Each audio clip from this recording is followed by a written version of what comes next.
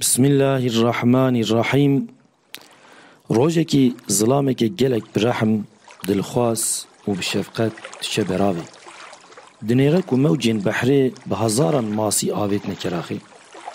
Dilê wî dişewite gelekî xemgîn dibê. Dev ji kêfa xwe berdide û masiyan hiltîne û davêje behrê. Hevalê wî jê re dibêje: Çi ji destên te tê? Zef tu dikarî sed hevan xilas bikî. Xwe beredayî newestîne. Bi vê yekî tu nikarî tiştek bigorînî. Mirovê dilxwaz piştî gotina hevalê xwe masiyek li ber çavên wî hildide, davêje behrê û vê bersiva gelek watidar dide. Belê ez nikarim hemiyan xilas bikim, lê ji xwe tu dibînî ji bo vê masiya ku min xilas kir, zef tişt goriya. Erê, her tişt ji destên me nayê, lê belê em ji karên ku dikarin bikin berpirsiyarin. Dibe ku em nikarbin zef tiştan bikin û bigorînin, lê karên qenc yê em dikin hemû bi qîmetin û ji bo hinekan gelek giringin.